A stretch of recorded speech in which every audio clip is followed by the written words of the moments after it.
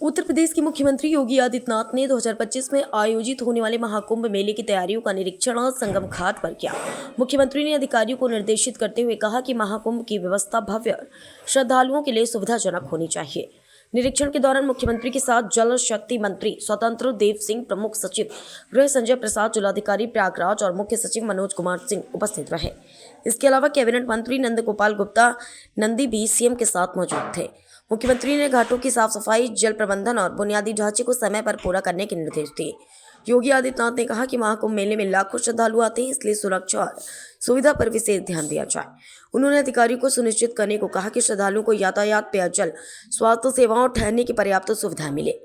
मुख्यमंत्री ने संगम क्षेत्र में निर्माण कार्यों की प्रगति का भी जायजा लिया और आवश्यक सुधारों के लिए सुझाव दिए। उन्होंने यह भी कहा कि सभी विभाग समन्वय बनाकर कार्य करें ताकि महाकुंभ का आयोजन सफल और ऐतिहासिक बन सके। कि सनातन गर्व के प्रतीक महाकुंभ पर्व को आयोजित करने का सौभाग्य डबल इंजन की भारतीय जनता पार्टी की सरकार को प्रयागराज की इस पावन धरा पर आयोजित करने का अवसर प्राप्त हो रहा है। जब हम कुंभ की बात करते हैं तो यजुर्वेद एक बात कहता है, यत्र विश्वम भवत एक नीडम, यानी जहां संपूर्ण विश्व एक घोंसले के रूप में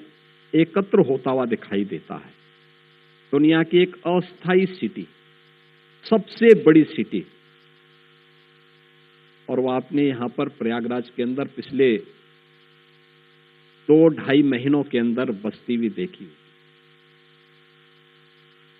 अनुमान करिए कितना विस्तृत भूभाग है, कितना विस्तृत है। मैं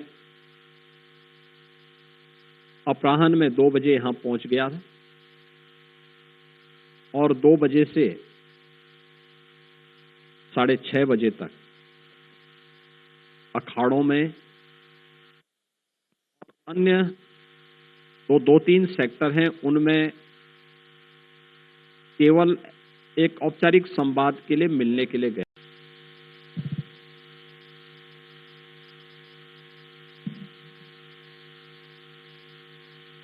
मित्रों, मैं आज टीम यूपी की ओर से महाकुंभ पर्व, जो सनातन गर्व का प्रतीक है,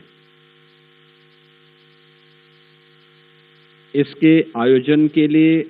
आज जब मीडिया सेंटर का शुभारंभ हो रहा है, इस अवसर पर सबसे पहले आप सभी बंधुओं का हृदय से स्वागत करता हूं। मुझे प्रसन्नता है इतनी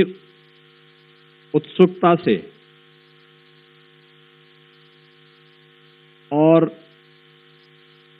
इतनी देर से प्रतीक्षा के बावजूद आपके चेहरे पर प्रसन्नता है और एक सुकून जैसा एहसास मुझे दिखाई दे रहा है।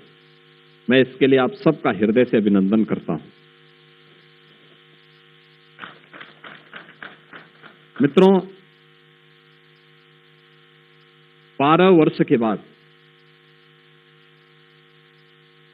महाकुंभ का आयोजन,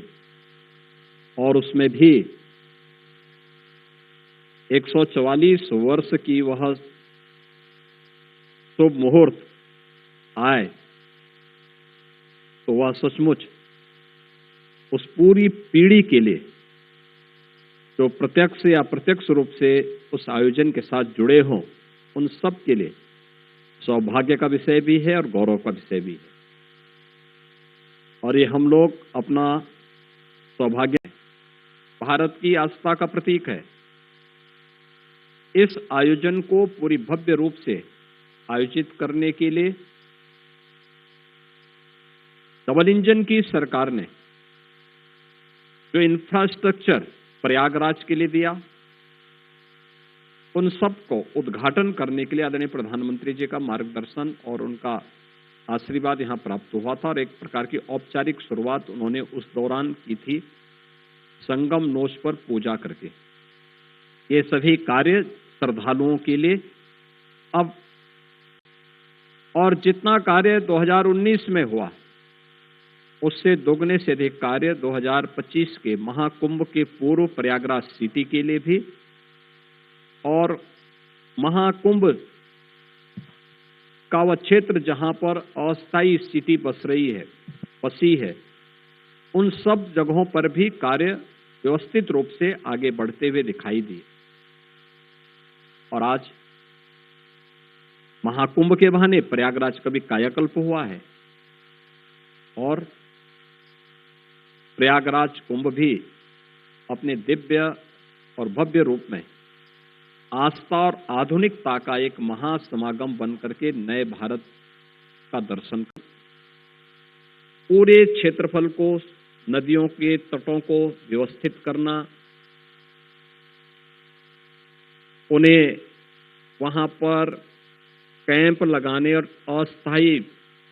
आश्रम स्थापित करने के लिए, उस प्रकार के अखाड़ों की स्थापना के लिए उस प्रकार की सुविधाओं से व्यवस्थित करना, 10,000 एकड़ से अधिक भूभाग को महाकुंभ के आयोजन के लिए तैयार करना, उसका मास्टर प्लान और लेआउट प्लान को फिर जमीनी धरातल पर लेकर के पेंटून ब्रिज कैसे तैयार होने हैं, चेकर प्लेट कैसे लगनी है, कैसे वहां पर पेयजल की व्यवस्था आदि पहुंचानी है, कैसे 70,000 से अधिक विद्युत के पोल स्थापित करने हैं और उन पे बिजली की व्यवस्था भी उनके साथ जोड़ करके देखनी है।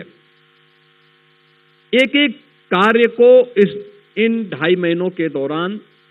ये हमारी यहाँ की प्रयागराज मेला प्राधिकरण ने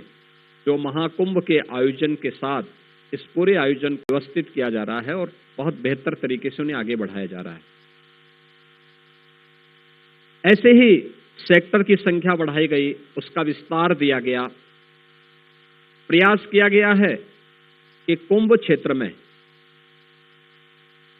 संगम में स्नान करने के लिए आने वाले श्रद्धालुओं को जो अपने साधन से आएंगे, उन श्रद्धालुओं को कोई समस्या न हो, इसके लिए 500-550 से अधिक शटल बसेज परिवहन निगम ने लगाए हैं और 300 इलेक्ट्रिक बसेज भी यहाँ पे नगर विकास के द्वारा अतिरिक्त उपलब्ध कराई गई हैं। इसके अलावा ई रिक्शा और अन्य गोल्फ कार्ड आदि भी